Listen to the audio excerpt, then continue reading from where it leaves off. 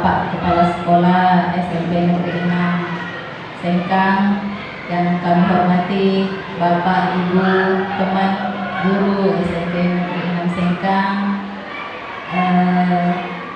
Terima kasih karena sudah meluangkan waktunya untuk bersama-sama mengikuti pemaparan penerapan budaya positif yang telah kami dapatkan di pendidikan guru penggerak, dan ini merupakan salah satu tugas aksi nyata yang menjadi persyaratan untuk lulus di program guru penggerak. Untuk memulai acara ini, marilah kita bersama-sama membaca basmalah. Alhamdulillahirabbil alamin, wa bihi nasta'in ala umuri dunya waddin, wa ala alihi wa sahbihi ajma'in. Alhamdulillah, untuk pemaparan materi kali ini kami telah mendapatkan materi tentang budaya positif pada modul 1.4. Apa itu budaya positif? Apa yang akan kita lakukan untuk menerapkan budaya positif di sekolah? Nah, di sini ada konsep inti dalam penerapan budaya positif. Yang pertama itu bagaimana kita melihat perubahan paradigma belajar, ya. Yang kedua, disiplin positif, dan selanjutnya motivasi perilaku manusia, kebutuhan dasar manusia, dan ada posisi kontrol guru dalam melaksanakan komunikasi dengan murid. Dan ini ada yang baru kami dapatkan adalah restitusi. Nanti ada langkah-langkahnya, 3 restitusi untuk menghadapi permasalahan siswa, dan yang terakhir keyakinan kelas.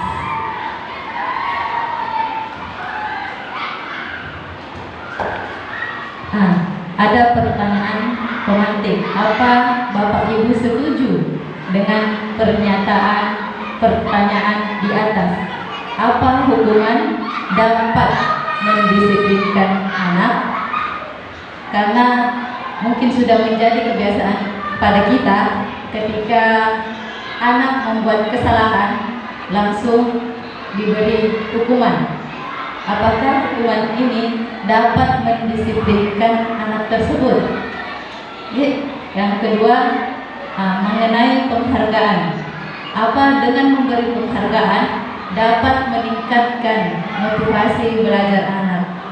Nah, karena budaya kita yang selama ini ada sistem ranking, ya, untuk kita menganggap ranking itu bisa memberikan motivasi kepada anak untuk lebih giat belajar. Kemudian selanjutnya, pemberian hukuman dengan hal positif seperti membaca atau membersihkan halaman sekolah dapat meningkatkan disiplin anak. Apa betul jika kita memberikan hukuman kepada anak, hukuman yang positif itu dapat meningkatkan kedisiplinan anak? Mungkin ada Bapak Ibu yang bersedia memberikan pendapatnya tentang pertanyaan-pertanyaan di atas.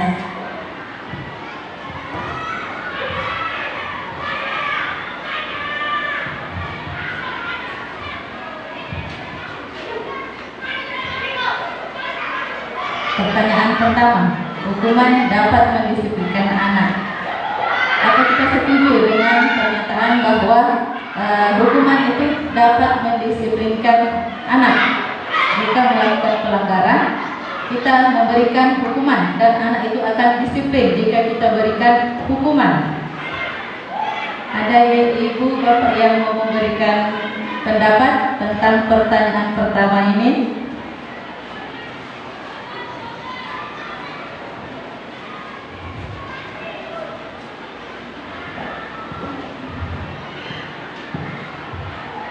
Ayo, ada yang bisa? Atau salah satu dari 3 pertanyaan di atas? Ibu Sri.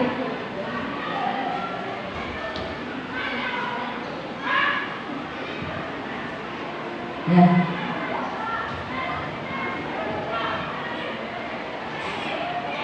Nah, mengenai pertanyaan apakah hukuman dapat mendisiplinkan anak. Jadi kalau hukuman dapat mendisiplinkan anak, tergantung anak itu sendiri. Nah, pribadi anak-anak kan berbeda. Ada anak yang disiplin, dihukum, pada saat dia dihukum, anak-anak itu mungkin merasa malu sama teman-temannya, sehingga dia dihukum. Jadi untuk kedepannya anak-anak ini bisa disiplin. Kemudian ada juga anak pada saat diberikan hukuman, anak ini cuek saja. Dia tidak malu sama temannya, tidak malu sama bapak ibu gurunya, jadi dia mengulangi lagi kesalahannya. Jadi kalau menurut saya hukuman dapat disiplin ke anak itu belum tentu, tergantung dari pribadi anak itu sendiri. Jadi demikian jawaban dari saya. Terima kasih. Ya, terima kasih Ibu Sri. Pendapat yang luar biasa sekali ya, bahwa hukuman itu tergantung pada pribadi anak tersebut. Ya, nanti kita lihat lebih jauh bagaimana materi tentang kedisiplinan. Ada lagi yang mau memberikan pendapat mungkin dari pertanyaan yang kedua dan yang ketiga? Setuju apa tidak setuju?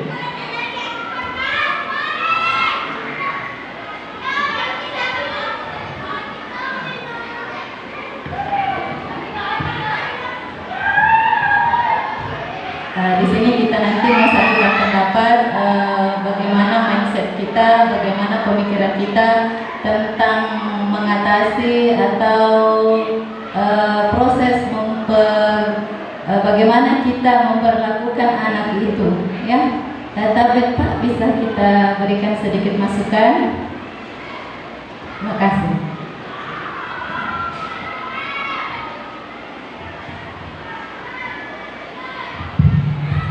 Ya, untuk pertanyaan kedua, memberi penghargaan dapat meningkatkan motivasi belajar anak. Apakah setuju? Ya, kalau menurut saya bahwa untuk pertanyaan kedua ini setuju, karena melihat fakta di lapangan bahwa memang yang di anak-anak itu ingin diapresiasi. Anak-anak umur sekarang ini, terutama umur remaja ini, memang butuh apresiasi. Jadi bukan hanya sebenarnya apresiasi di sekolah, juga apresiasi di rumah.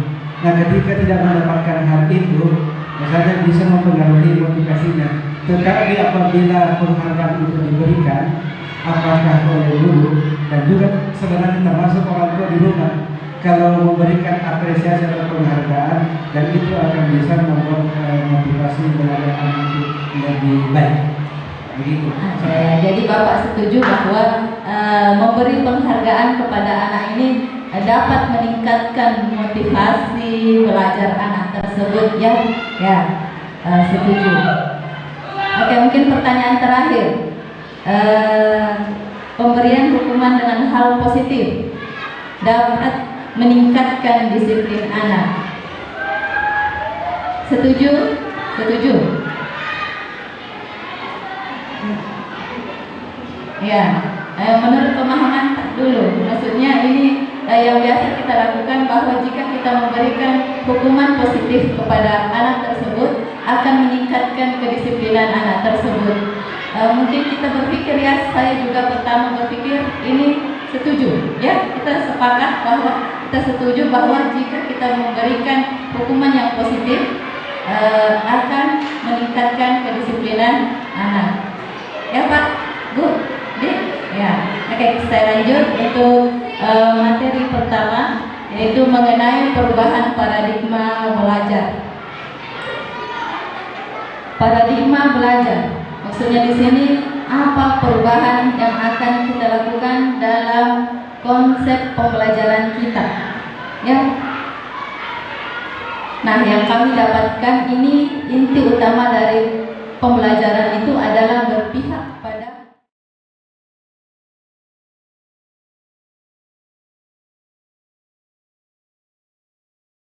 segala sesuatu yang kita lakukan dalam proses pembelajaran itu harus harus kita perhatikan apa kebutuhan murid. Jadi istilahnya kita berpihak pada murid. Ada istilah yang mungkin tidak sesuai yang dikembangkan oleh Ki Hajar Dewantara itu menghamba kepada murid. Ada yang tidak setuju dengan kata-kata hamba, karena konsep hamba itu kan terlalu kita bagaimana kepada murid. Tetapi tidak seperti itu menurut Ki Hajar Dewantara. Menghamba pada murid ini maksudnya kita menuntun, kita berpihak pada murid, melihat apa kebutuhan-kebutuhan yang diperlukan oleh murid. Nah, disinilah muncul proses pembelajaran berdiferensiasi, di mana kita melihat adanya perbedaan-perbedaan karakter yang ada pada murid, sehingga nanti dalam proses pembelajaran ada variasi-variasi yang akan kita lakukan dalam proses pembelajaran. Nah, ini dikembangkan sesuai dengan filosofi Ki Hajar Dewantara untuk mewujudkan profil pelajar Pancasila yang ada 6 dimensi. Ya, ini ada pertanyaan yang sangat bagus yang kami dapatkan. Bagaimana kiranya jika ada sesuatu yang kita simpan di tangan tak, kemudian kita kepal. Nah, nanti ada teman berusaha untuk membuka. Ya, bagaimana cara membuka kepala tangan kita? Ya, teman kita yang satu yang membuka bisa saja membujuk, bisa menghardik, bisa menggelitik supaya tangannya terbuka, supaya tangan kita terbuka, ya. Nah, apa yang terjadi di sini? Apa kita membuka tangan kita atau tetap menggenggam tangan kita? Mungkin ada yang bisa berpendapat mau kita tutup, menggenggam terus, atau kita mau bukakan teman kita.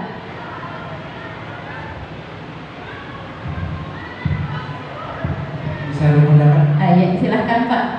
Ya, jadi kalau ada sesuatu yang berharga bagi kehidupan dan itu juga bermanfaat untuk orang banyak, saya pikir harusnya dibuka. Kalau nanti itu dikatakan bermanfaat apabila itu bisa bermanfaat bagi orang lain, bukan hanya kepada diri sendiri. Jadi kalau menurut saya, kalau kita memiliki sesuatu yang berharga, akan lebih berharga lagi apabila bisa disebarkan atau bisa bermanfaat bagi orang lain. Jadi Bapak setuju membuka kepala tangan kita? Ya. Oke, di sini pertanyaan ini mengenai bagaimana kontrol diri kita. Ya, maksudnya seperti ini. Ya. Kita biasa salah miskonsepsi, maksudnya salah paham tentang teori kontrol. Sebenarnya ketika kita menggenggam tangan, siapa yang mengontrol tangan kita? Kita sendiri. Ya, kita sendiri yang mengontrol apa mau membuka atau menutup kepala tangan kita.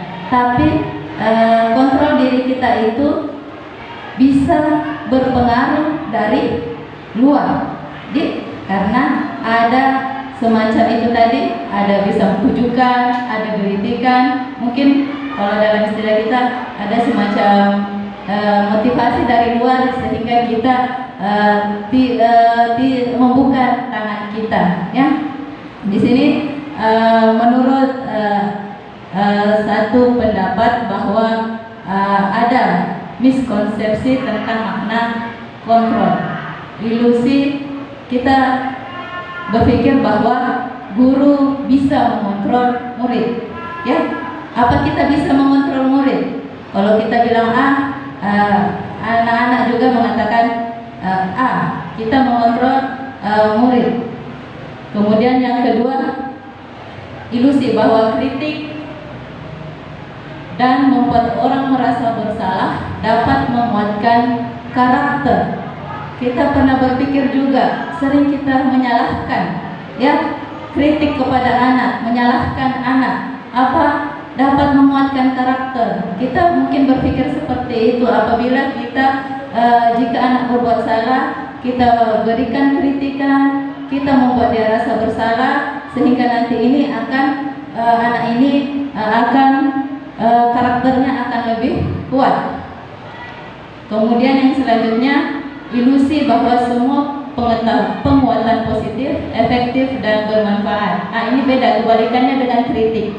Ini penguatan positif berarti adanya bujukan-bujukan, adanya bujukan dari guru bermanfaat bagi anak tersebut. Ya. Kemudian yang selanjutnya, bahwa orang dewasa memiliki hak untuk memaksa. Kita memaksakan kehendak kita kepada anak, ya. Bisa kita paksakan kehendak kita, biasa ya. Jadi coba kita lihat apa yang kita maknai tentang teori kontrol. Di sini ada perubahan paradigma. Tadi itu yang kemukakan mengenai stimulus respon. Maksudnya kita memberikan stimulus kepada anak dan anak memberikan respon. Kita menganggap bahwa anak itu akan mengikuti apa yang kita bilang, ya. Tetapi ternyata tidak. Ada teori kontrol bahwa kebutuhan kita berbeda. Misalkan tadi ada contoh bahwa kebutuhan saya, kebutuhan guru bahwa anak harus seperti ini, ya. Jadi anak juga harus seperti ini. Tapi tidak, anak karakter atau pribadi seseorang itu juga mungkin membutuhkan perbedaan. Ada yang berbeda. Kemudian selanjutnya di sini semua orang melihat hal yang sama. Setiap orang memiliki gambaran yang berbeda. Maksudnya tiap anak-anak yang kita hadapi itu kita menganggap sama. Apa yang kita ada di pikiran kita itu nanti juga yang bisa didapatkan oleh anak-anak kita. Ya, tapi tidak. Setiap orang memiliki gambaran yang berbeda. Mungkin apa yang kita jelaskan di sini, anak-anak yang ada memerhatikan kita beda-beda semua tangkapannya tentang apa penjelasan dari kita. Lanjut, kita ini sama. Kita mencoba mengubah orang agar berpandangan sama dengan kita. Untuk teori kontrolnya, kita berusaha memahami pandangan orang lain tentang dunia. Karena beda-beda cara pandang orang, ya, berbeda-beda cara pandang anak. Ini yang menarik nanti mengenai perilaku buruk. Perilaku buruk dilihat sebagai suatu kesalahan. Tetapi dalam teori kontrol, semua perilaku itu memiliki tujuan. Baik itu perilaku buruk, itu memiliki tujuan. Maksudnya anak itu jika berbuat salah ada tujuannya. Ya,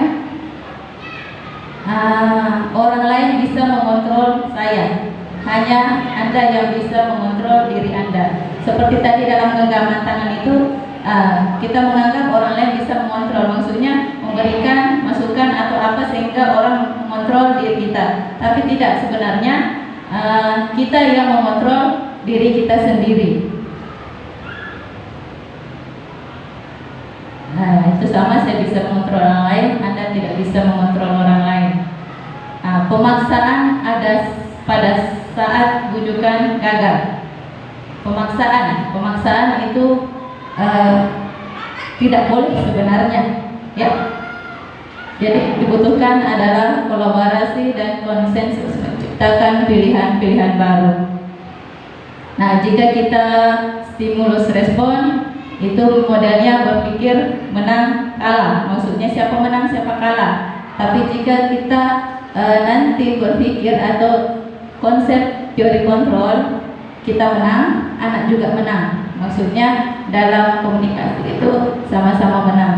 Kalau stimulus respon, itu mungkin anak merasakan dirinya kalah karena diberikan hukuman misalkan jika ada masalahnya, ya.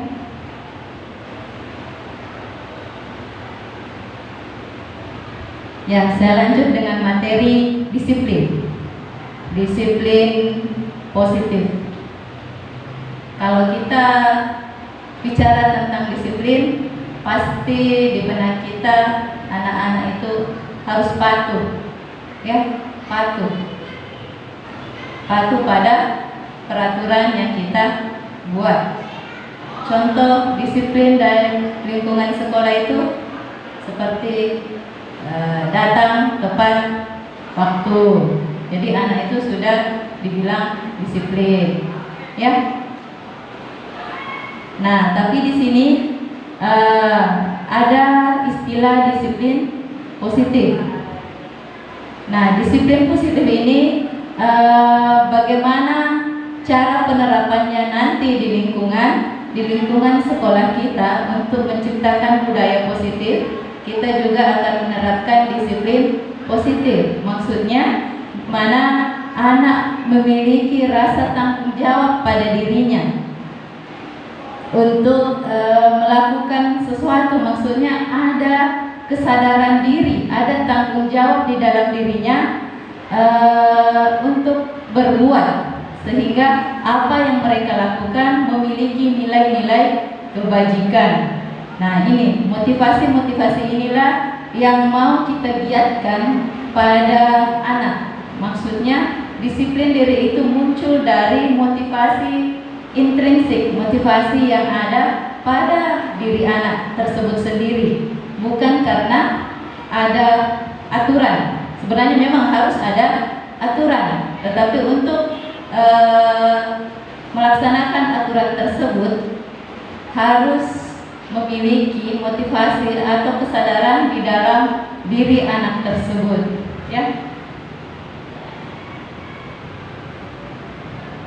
Ya, nilai-nilai kebajikan universal ini yang mau diterapkan kepada anak didik kita, bahwa adanya nilai-nilai yang menjadi tanggung jawab pada dirinya sendiri, sehingga anak itu bisa mandiri dan mencapai tujuan yang ingin mereka capai, ya.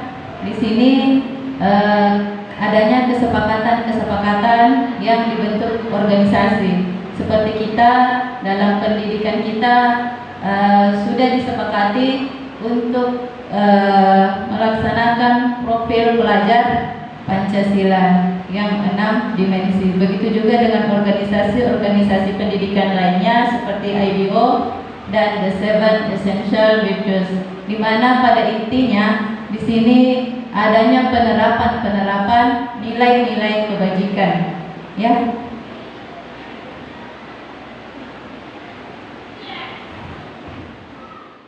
Pemaparan materi tadi ini seperti saya mendengar perjalanan manusia itu mencari jati dirinya.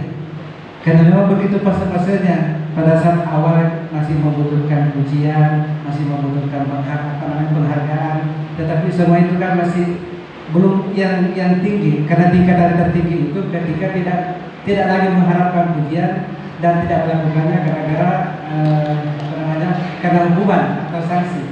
Nah, ini kayak tadi ini materi ini dijadikan bagaimana itu kita mengajarkan anak-anak itu sudah mulai berpikir abstraksi.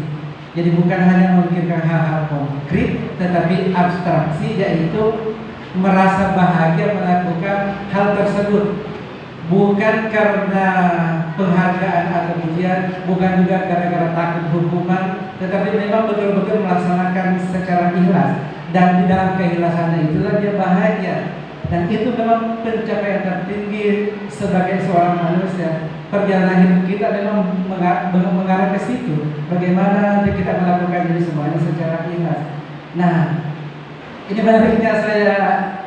menariknya di materi karena seperti ada gambaran ke situ. Nah, bagaimana caranya kita nanti mengajarkan mereka ini, anak-anak ini yang dalam fase pertumbuhannya, ya memang fase pertumbuhannya itu anak umur remaja itu masih mengharapkan itu penerimaan, masih ingin diakui, masih butuh pujian, masih butuh penghargaan.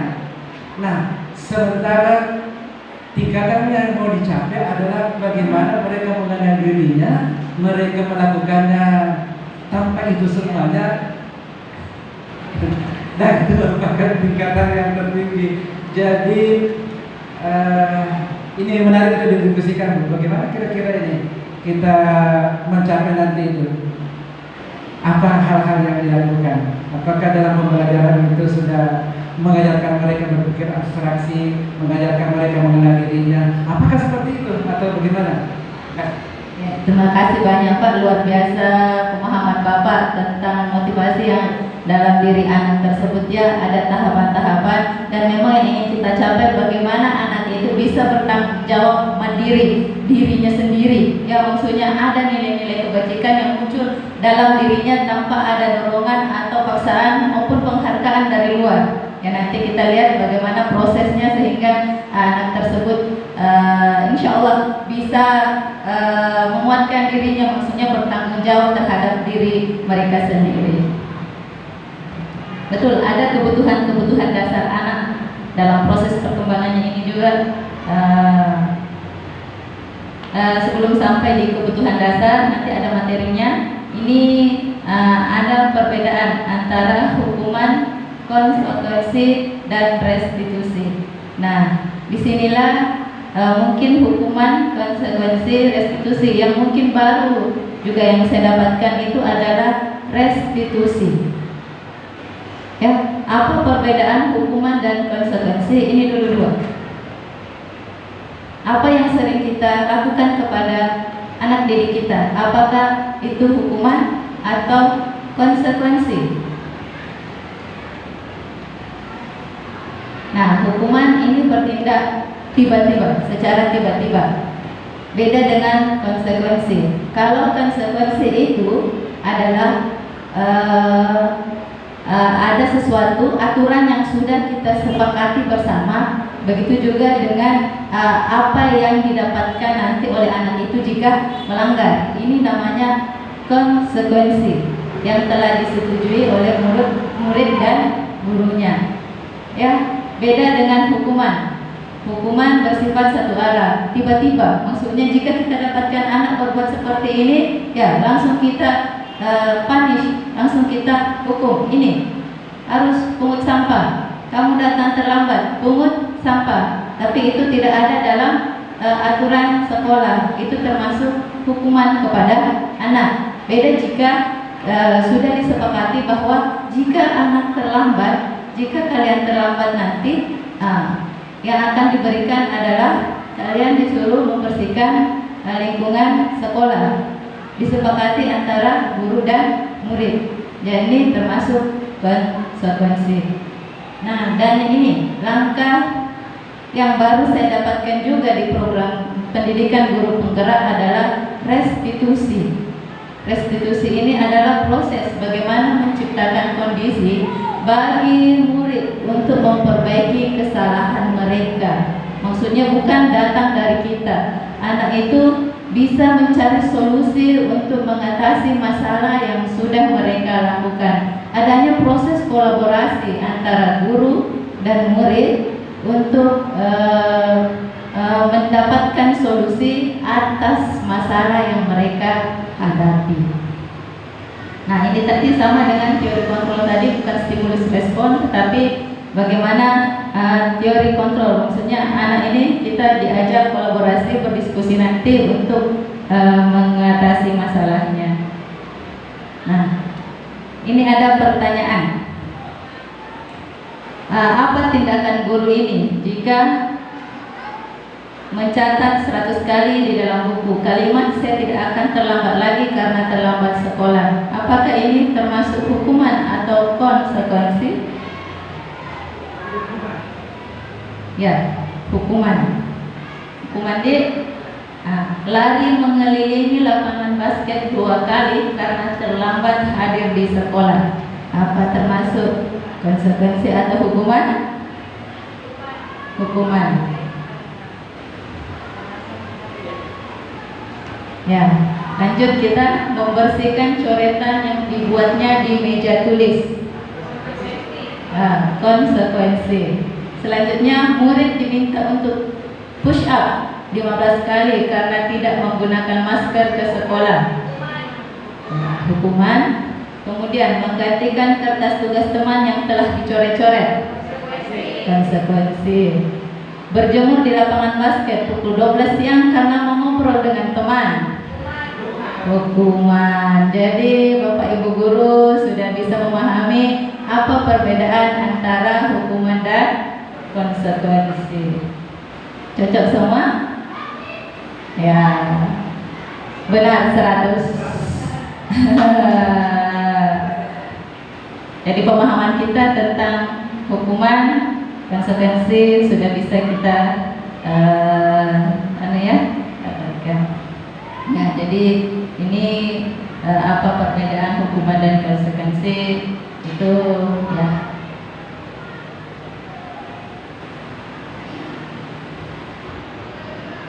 Nah, anak belajar untuk menyembunyikan kesalahan, anak belajar untuk mematuhi peraturan. Dan kalau hukuman itu paksaan, maksudnya anak ini dipaksa ya. Sedangkan untuk konsekuensi adanya stimulus dan tanggapan dari siswa. Kita lanjut saja. Ya. Oke, lanjut. Ini ya tadi ada kebutuhan dasar manusia. Yang pertama itu bertahan hidup. Ini semua pasti ya, untuk bertahan hidup bagaimana kesehatan, rumah, makanan, pakaian, ini semua dibutuhkan. Nah, butuh kasih sayang dan rasa diterima. Ya, kita butuh ya, anak-anak butuh. Ya, kebutuhan dasarnya penguasaan. Ya, kita juga butuh pengakuan. Kita butuh diakui, dianggap berprestasi. Butuh ke? Butuh. Ya.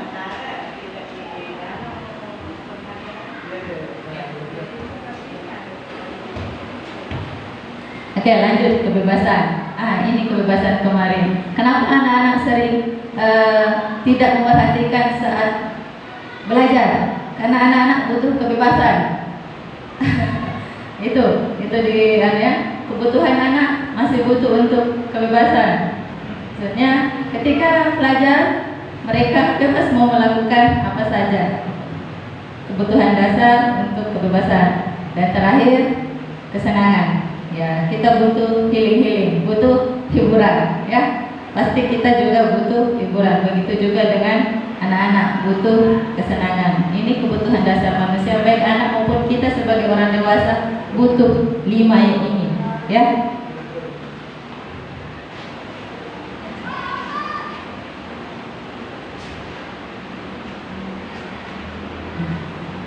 Di sini ada 5 posisi kontrol guru dalam menghadapi masalah siswa.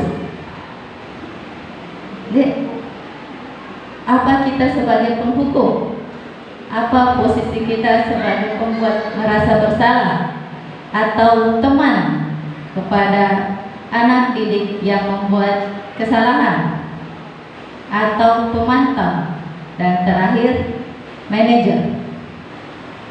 Kira-kira kalau kita koreksi diri kita, kemarin kami sempat disuruh koreksi diri sendiri, apa yang pernah atau yang sering kita lakukan kepada anak kita di rumah terutama, dan juga anak murid kita di sekolah.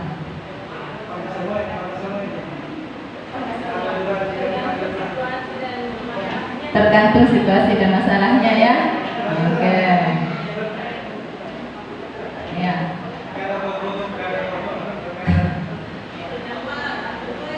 Tergantung masalahnya.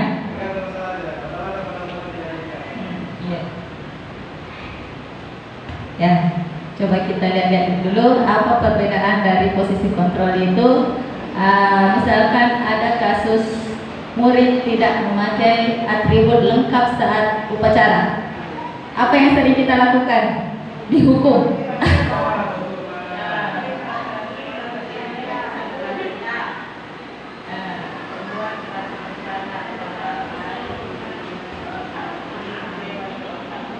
Ya.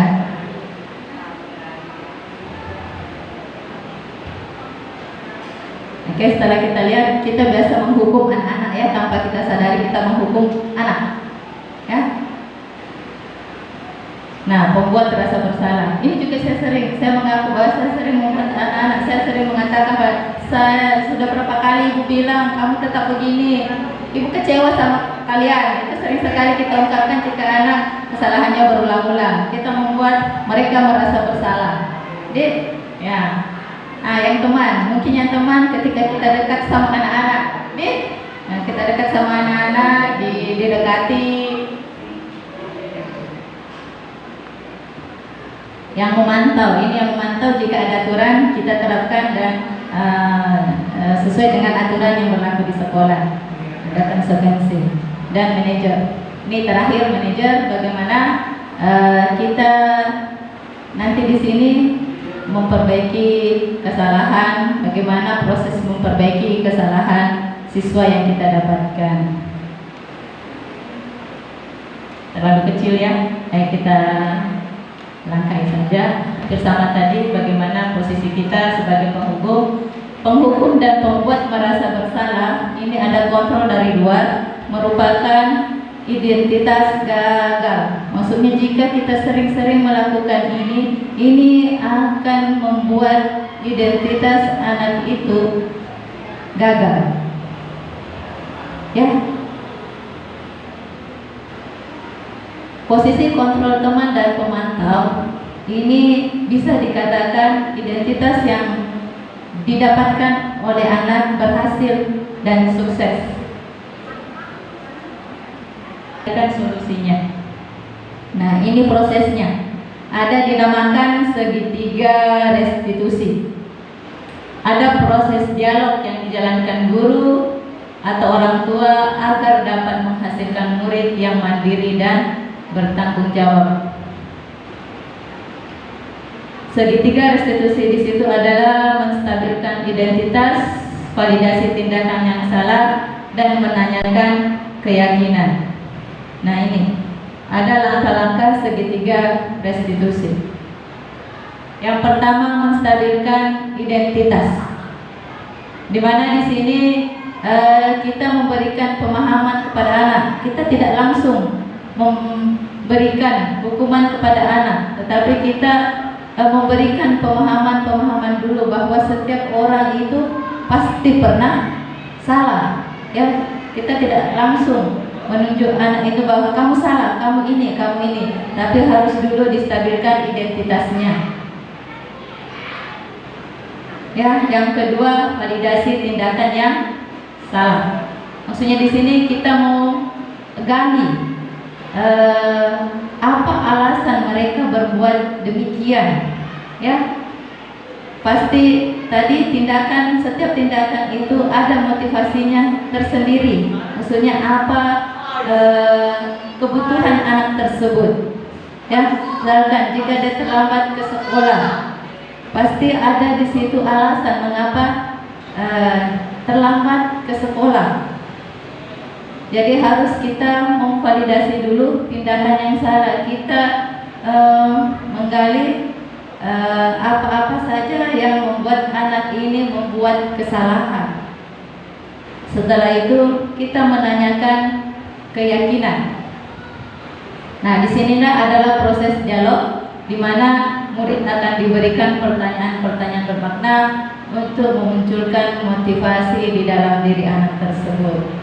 Tapi kalau kita berpikir, susah untuk dijalankan.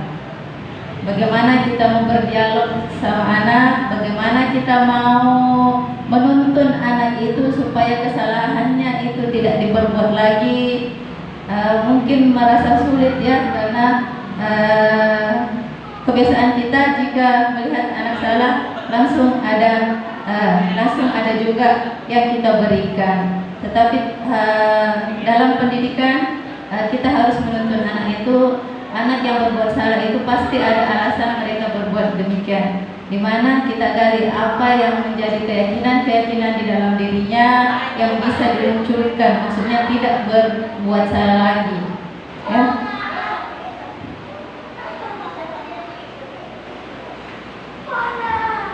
Nah, ini terakhir, keyakinan kelas.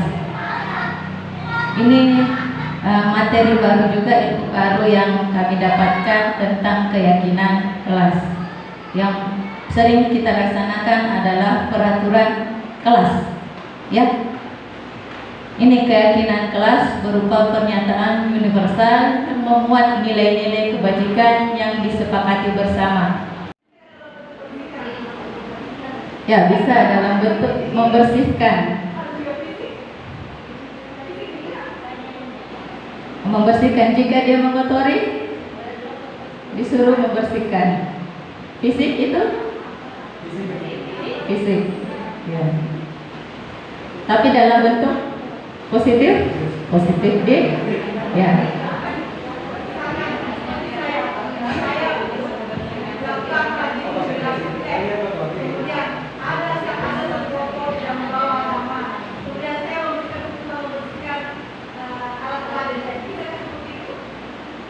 Kita lihat dulu pokok masalahnya tadi di kalau kayak tadi kalau mencoret-coret disuruh bersihkan. Ini tidak membawa alat.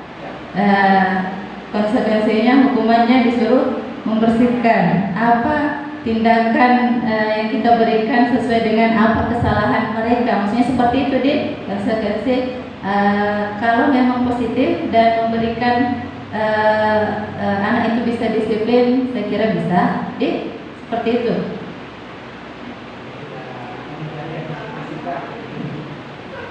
Ya, tidak menghindari yang fisik-fisik, maksudnya hukuman pukul. Ya, paling tidak menghindari fisik. Ya, dihindari. Kemudian Jumat bersih, membersihkan itu kan rasa tanggung jawab pada diri anak akan ditumbuhkan untuk mandiri, bergotong royong.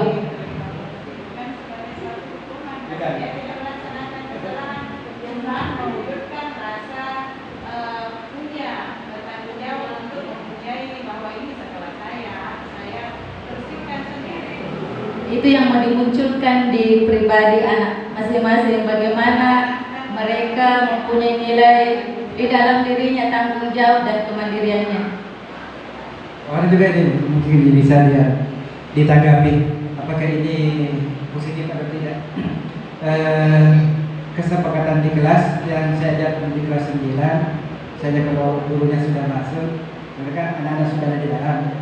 Kemudian yang terlambat tidak ada urusan, tidak disuruh oleh guru, tidak ada kegiatan, tapi itu gara-gara hanya di kantin atau main di lapangan tetap masuk belajar. Jadi tidak merugikan siswa, tetap masuk belajar, tetapi duduknya terlambat pertama duduknya di pintu, setelah itu kalau terlambat lagi duduknya di belakang pintu, terlambat lagi duduknya di teras. Bagaimana kira-kira ini? Mengenai keterlambatan ya Pak D, kita ini karena ada keyakinan kelas tadi, kemudian kesepakatan kelas. Jika kita sudah sepakat, anak-anak sudah sepakat bahwa ini nanti tindakan atau perilaku yang kita berikan kepada anak-anak yang melanggar keyakinannya, seperti terlambat itu, saya kira kalau anak-anak sepakat seperti ini, tidak apa-apa kita ya betul Pak. Maksudnya di situ anak-anak terjadi pembiaran kepada anak-anak.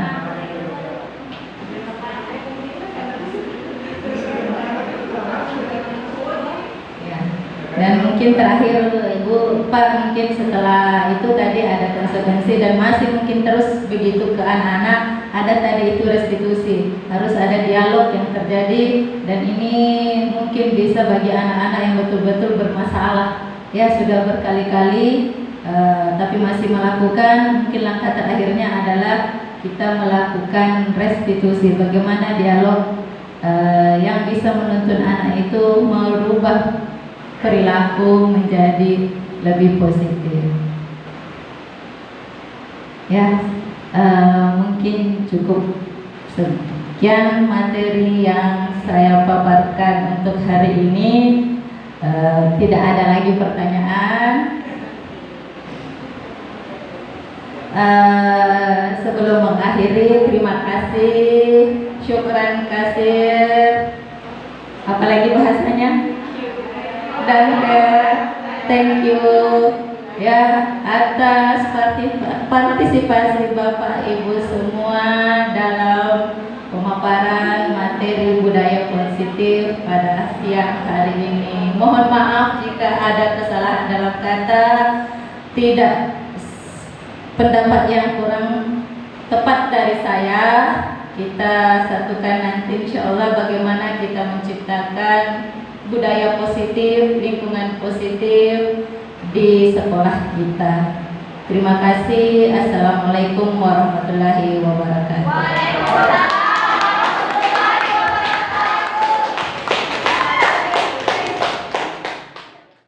Bismillahirrahmanirrahim. Assalamualaikum warahmatullahi wabarakatuh. Saya Agustin, Kepala SMP Negeri 6 Sengkang, yang memiliki beberapa teman yang ikut selaku calon mitra. Dengan hal ini saya mengucapkan terima kasih kepada mereka karena adanya antusiasme untuk mengikuti kegiatan-kegiatan seperti yang saya maksud tadi.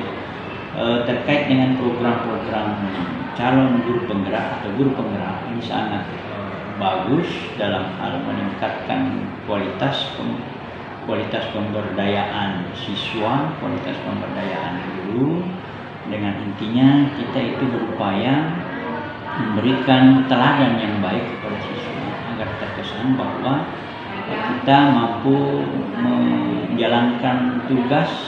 Dengan menjalankan tugas yang baik, maka mereka dapat mencontoh gurunya untuk mereka bertanggung jawab atas tanggung jawabnya selaku siswa.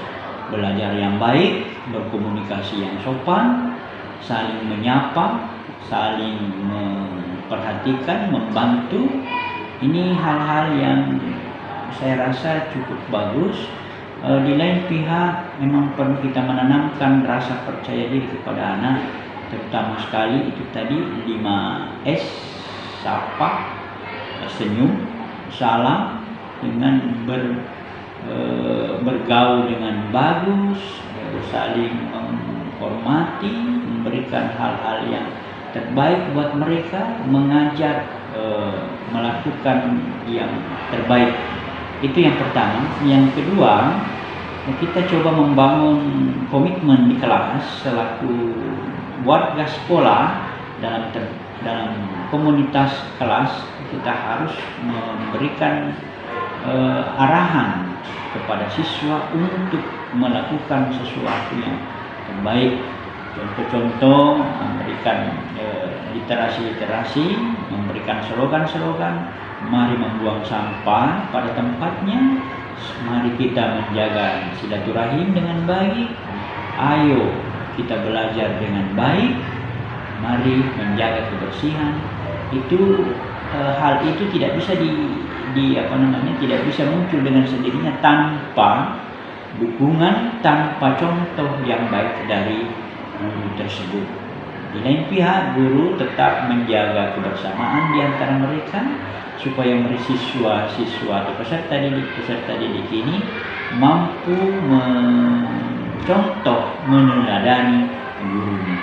Barangkali demikian untuk program-program guru penggerak ini, mudah-mudahan bisa berlanjut dan makin luas serapannya supaya kita dapat merasakan bagaimana dampak positif yang dibangun oleh mereka. Demikian barangkali untuk sementara. Sekian. Assalamualaikum warahmatullahi wabarakatuh.